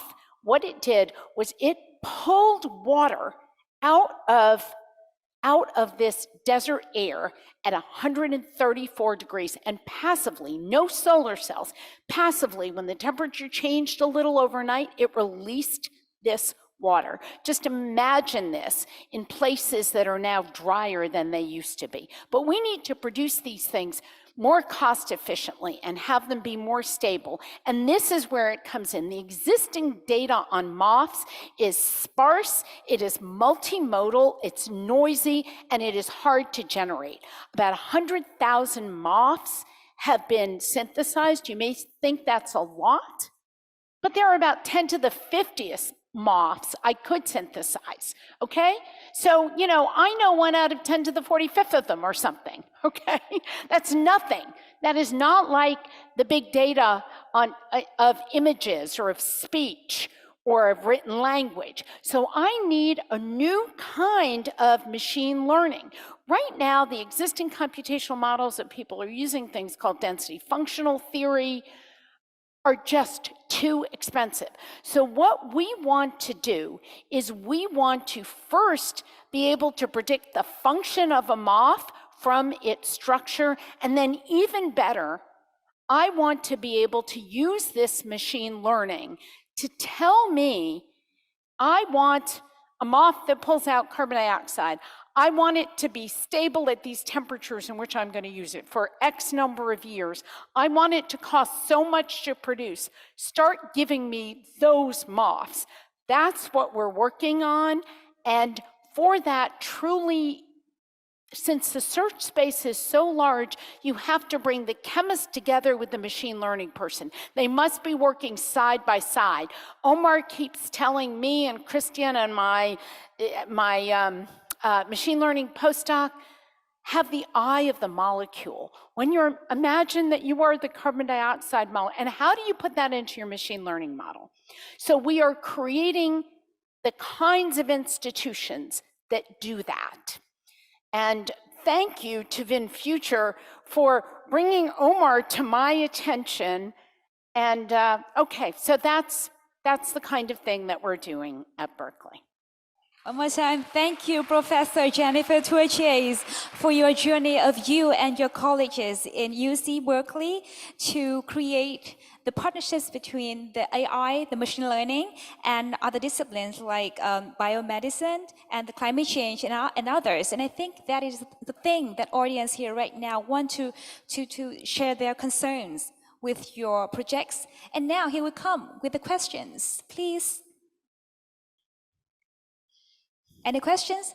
So yeah, I received a lot of questions online so that I want to address it to you. One question is, so it takes time for both learn new technology and to maintain the old technology. So how do we manage the time effectively in the digital age?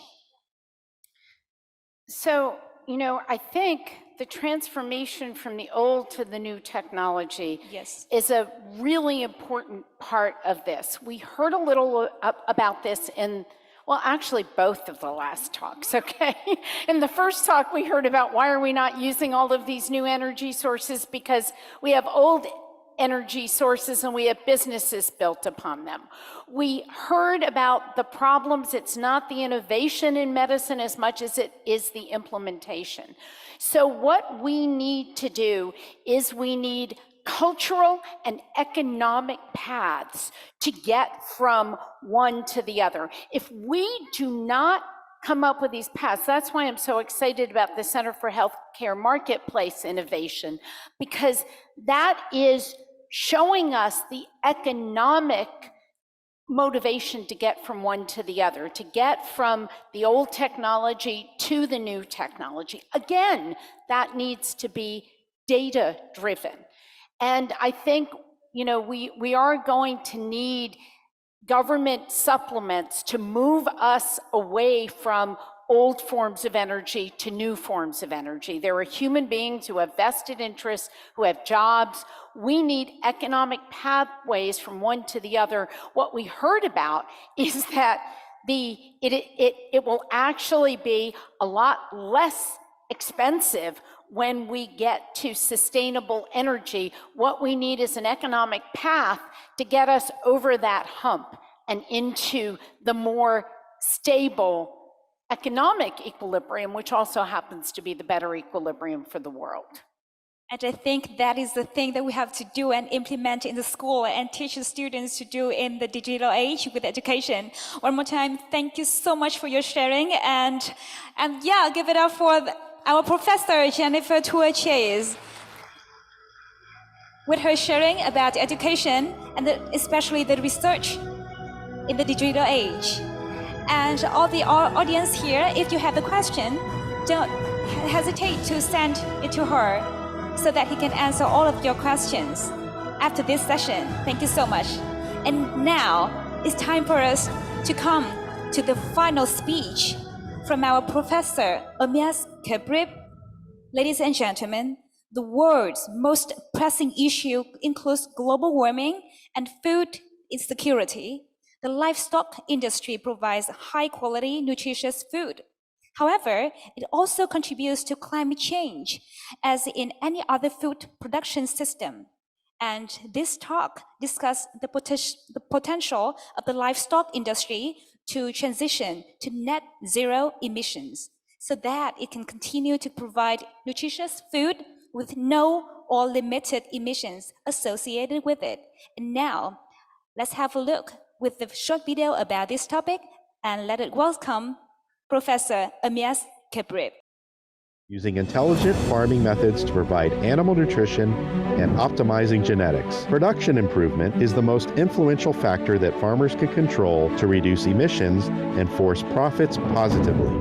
Net transitions in food and agriculture could stimulate demand for supplies and equipment that enable on-farm decarbonization. According to the recently approved National Strategy on Responding to Climate Change to 2050, Vietnam sets a target of zero net emissions by 2050. Specifically, the total carbon waste in the main emission sectors of energy, agriculture, garbage, and industrial processes are only about 185 million tons of CO2 equivalent, equal to the amount of carbon sequestration obtained from the forestry sector and land usage. Right now, we are interacting with top scientist Amias Kebrib. Amias Kebrib is Associate Dean and Professor of Animal Science at the University of California, Davis. He has authored over 250 peer-reviewed articles and received several awards, including the Excellence in Ruminant Nutrition and International Agriculture from American Society of Animal Science, and in 2022, the Chancellor's Innovator of the Year Award. His research was in the top 10 of all research conducted at the University of California system in 2021.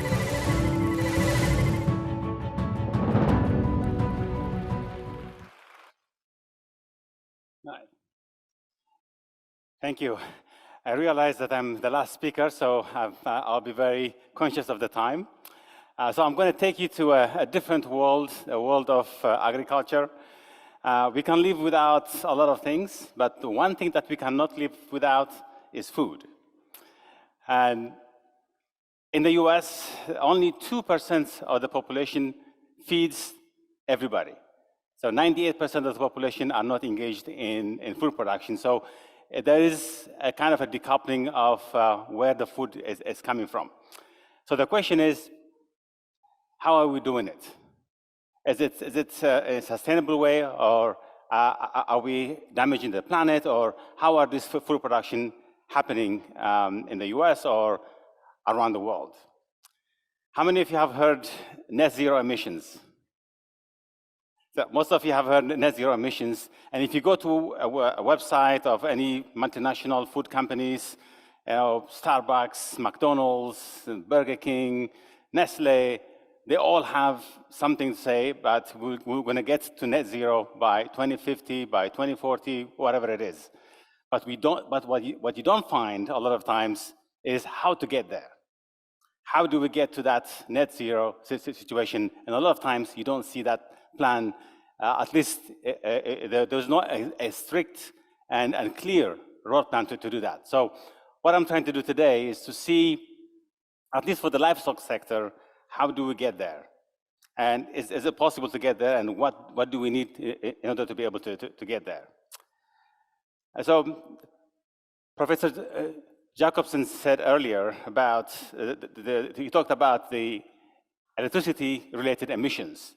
So if you look at the data here, this is from our world in data, about 75% of the emissions is from energy, so production of energy.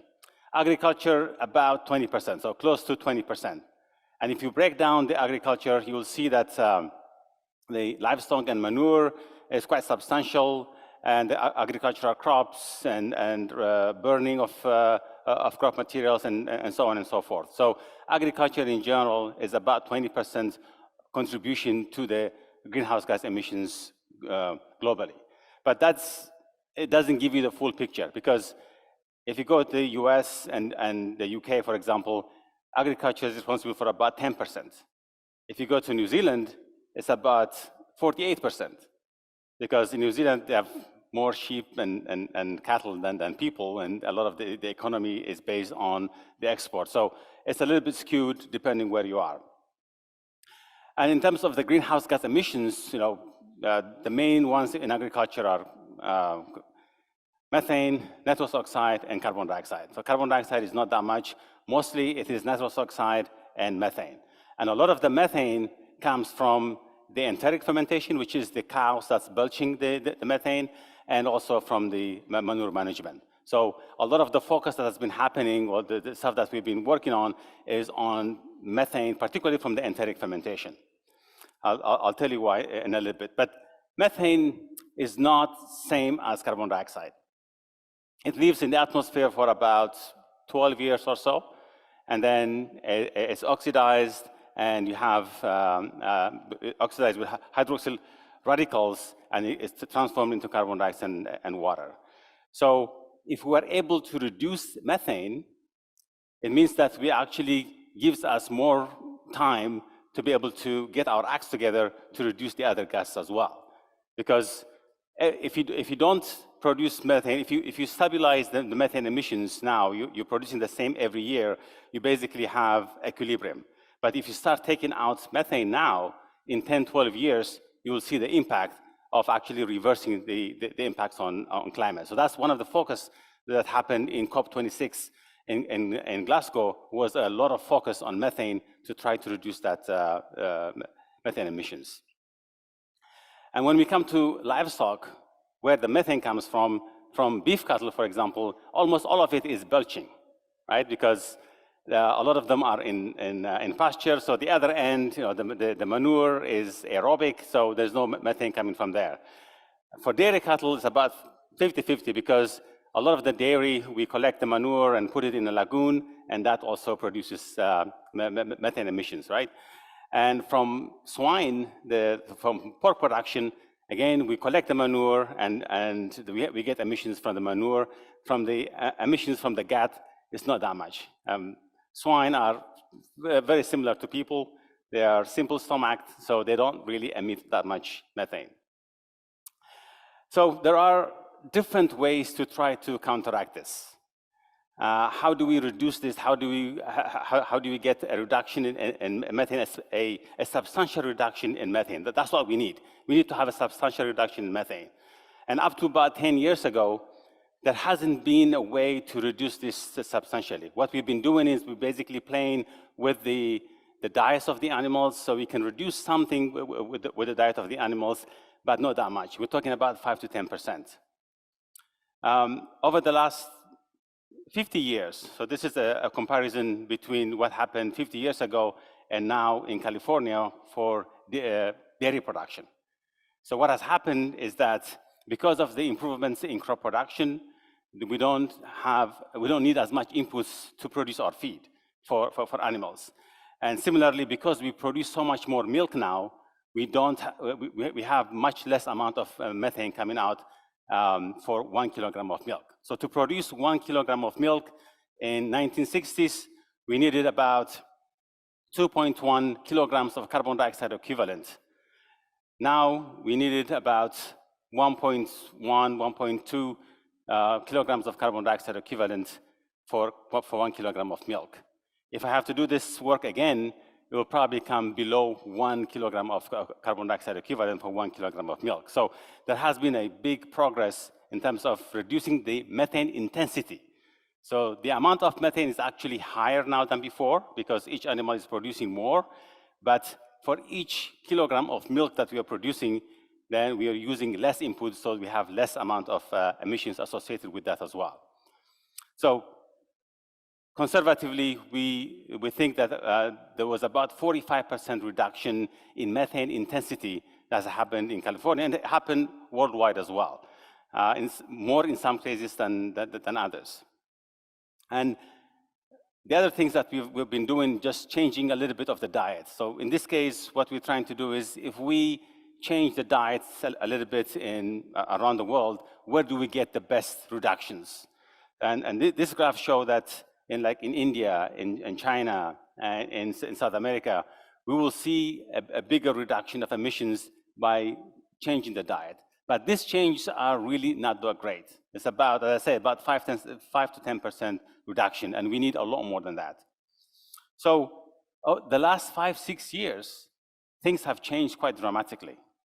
There have been a lot of work on feed additives.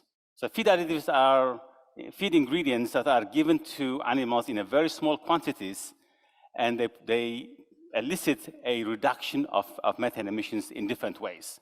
So these are a list of a number of different things that can be fed to animals, and you can get quite a substantial reduction. So I'm going to talk about a couple of those methods.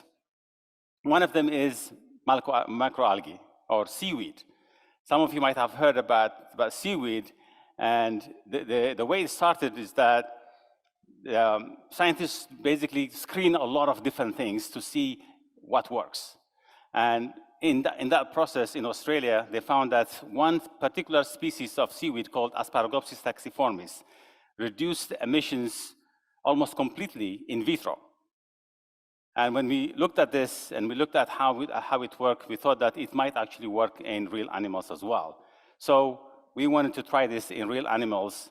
And about 4 years ago, what we've done at UC Davis was to do this in real animals, or in vivo. And what we've seen was about 67% reduction in emissions.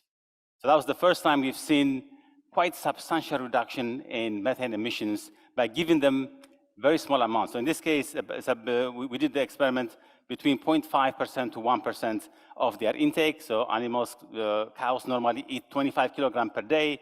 So you work out the maths, how much they need per day.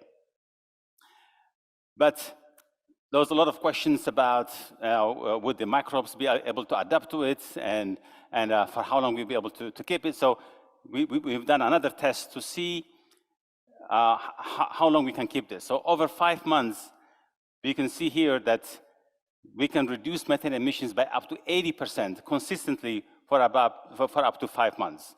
If we continue the experiment, it will continue as well. But what we wanted to show was that there was no adaptation by the microbes. So as long as you keep feeding them, they will have a substantial reduction in emissions in a dose-dependent manner.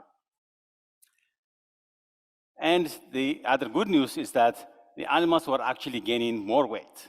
So the feed efficiency has increased, and it makes sense because what we're trying to do is when you reduce methane, you're saving carbon, and that carbon is now redirected to the growth of the animal. So the feed efficiency actually improves. So it's good for farmers. It's good for the animals. It's good for the planet as well.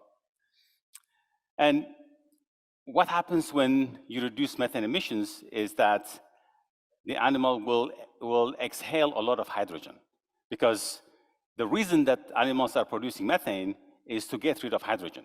When they are fermenting in their stomachs, in their rumen, there's a lot of hydrogen that's being produced, and through evolution, they figured out the methanogens. They will use that hydrogen for energy and convert it into, for energy, and then methane will be as a byproduct, and that methane is being expelled out.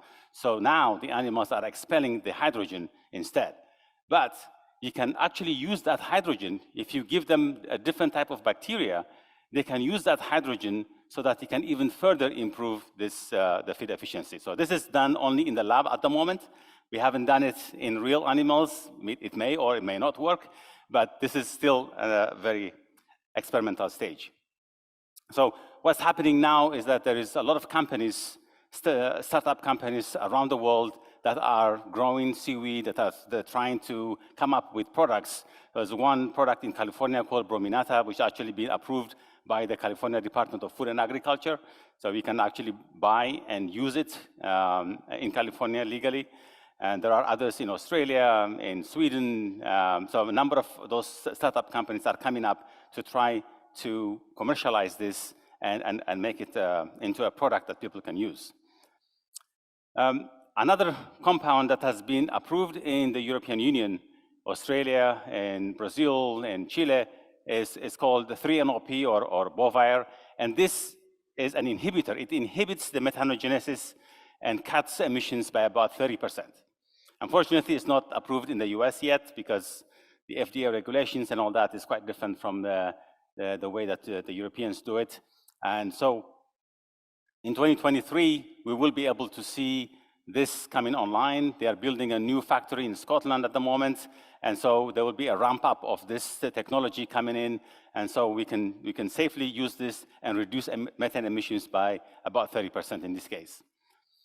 But what is really exciting is that, those kind of reductions, you have to give the feed additive on a daily basis. So this is good for a dairy cattle. If they are housed and you see them on a daily basis, that's fine. But most animals are on pasture, they are on range.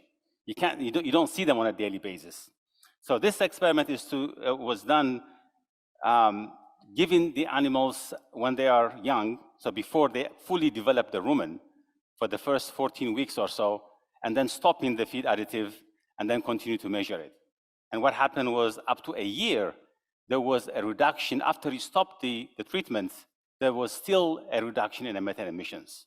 So that gave us an idea that you can actually reprogram the rumen, reprogram the stomach, so that you can select the ones that give you less amount of emissions. So now we needed to do this in a different way, targeting the actual methanogens. But the technology doesn't exist. So where do we go? We go to UC Berkeley, because that's where CRISPR is invented, and so now we're working with Berkeley and UCSF to try to figure out a way in which to maybe switch off some of the genes that are responsible for methanogenesis, and then introduce it to the calves, and then for the rest of their life, they will have minimal amount of emissions. So does it work? Well, if you invite me in about 5 to 7 years again, then I'll let you the answer. So this is just right at the beginning, and this is just, theoretically, it should work, but we don't know yet.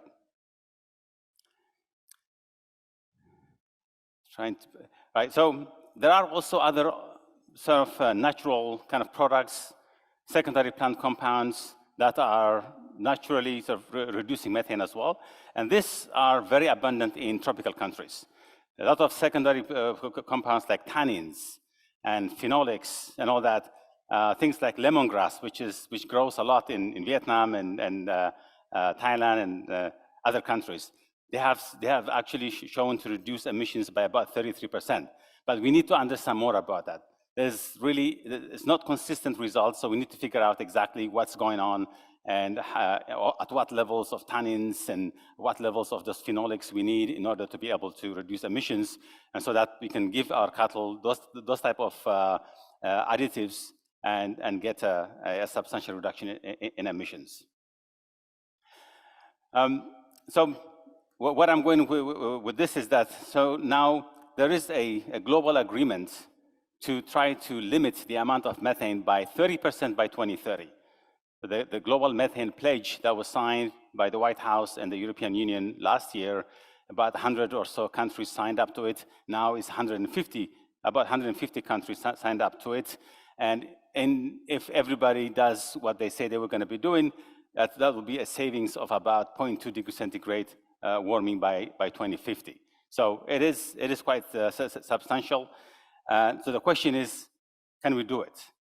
Particularly in agriculture, can we do that 30% reduction by 2030? There is also commitments made by the US dairy industry. They wanted to achieve greenhouse gas neutrality by 2050. The beef industry wants to achieve climate neutrality by 2040. But as I said, there's no specific plan, but there's this commitment that's been made. So working with Cranfield University in the UK, we try to see what do we need to do in order to get to that neutrality or net zero. So in terms of methane, we need to reduce methane by about 30% by 2030, which is quite doable, and then continue to do that about 1.5% per year up to 2050 to get to this net zero. And that is definitely doable. I mean, all this technology that I showed you earlier with the seaweed, with the 3NOP, with a number of others, we can get there. What is not being talked about a lot is the nitrous oxide emissions. So the nitrous oxide emissions, in this case, we didn't really include any reductions. If you don't tackle the nitrous oxide emissions, we cannot get the greenhouse gas neutrality in agriculture, or at least in a dairy and in beef cattle.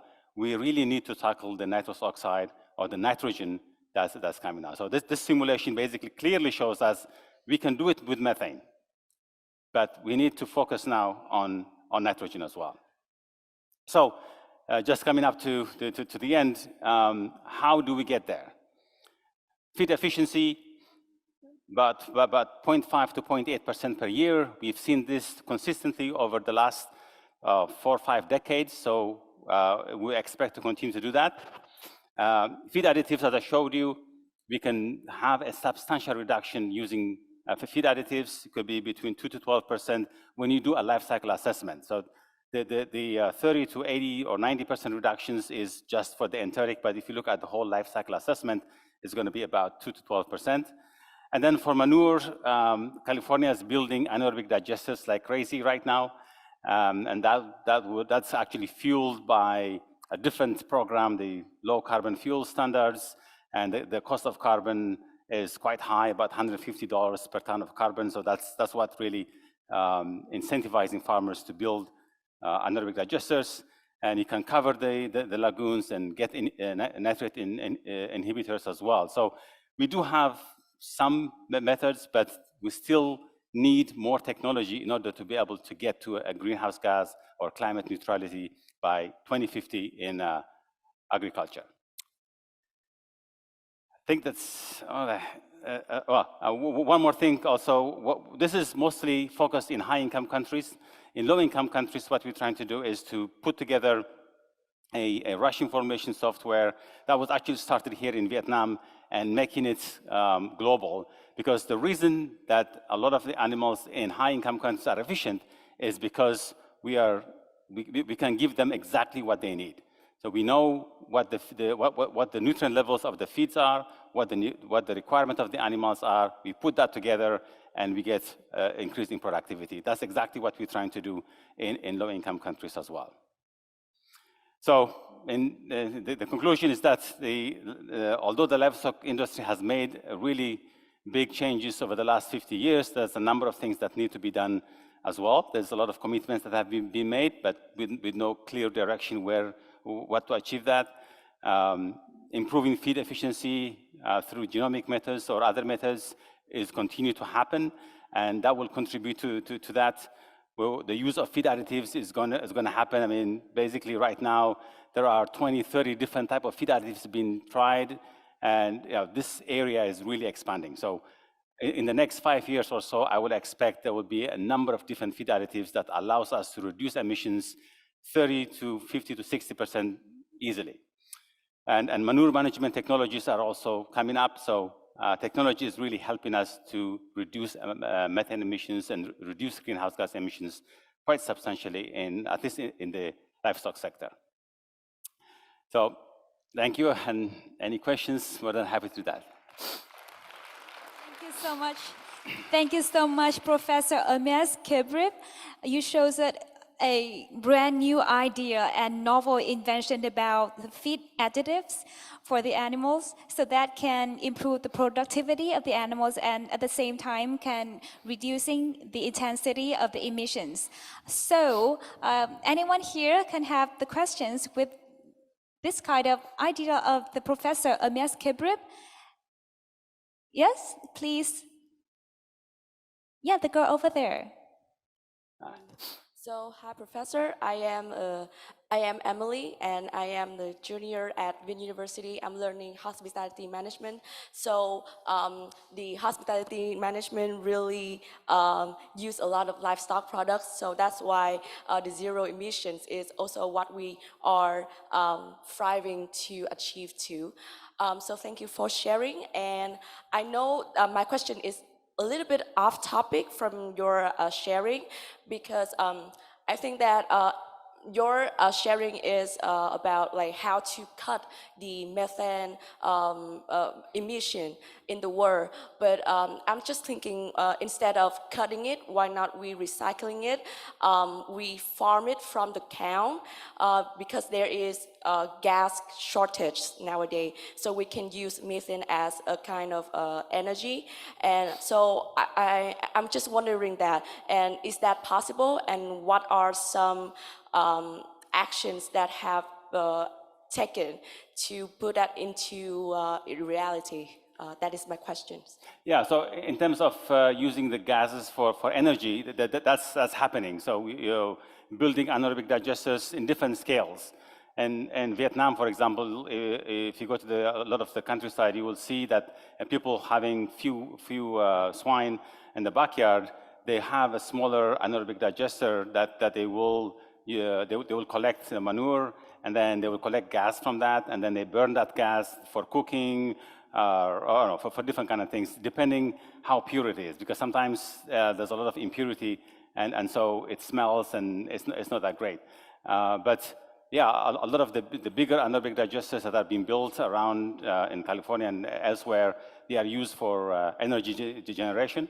And some of them are used for, they turn it into a liquefied gas, and are used for transportation as well. Thank you very much. Thank you, girls, for your question. And a question right here with Professor Kebrib? Yeah, thank you. Right there. Right over there, the girl in black. Micro, please. Thank you. Thank you for the very inspiring speech. When I heard your sharing about the transitions toward net zero emissions in agriculture, I had these questions in mind, and I really hope that you can, give me some sort of like insight into it. So how do we put this agriculture transition into a bigger picture of global net zero emissions? Like, for example, the example of seaweed lab. Have we taken into consideration like the emission from the lab itself when they produce the seaweed? So have we calculated, and if we go large scale, how much emission could we actually cut, like that? So have we taken into account like the interdisciplinary between the industries in a bigger picture? Thank you. Yeah, so if I understand your question correctly, there will be an associated emissions when you are producing those kind of things as well, which is correct. If you want to scale up production of feed additives, whether it is seaweed or anything else, there will be some associated emissions as well. But those emissions are mostly carbon dioxide. And what it reduces is methane. And methane is, well, if you do the GWP 100, it will be 28 to 32 times more effective in trapping heat than carbon dioxide. So you're producing a little bit of carbon dioxide, but you're reducing a lot of methane. And if you look at the effect, the warming effect it will have, they will be much more substantial. So it becomes almost insignificant if you compare to how much carbon dioxide you're producing and how much methane you're reducing. Thank you so much for your question, and thank you for your sharing.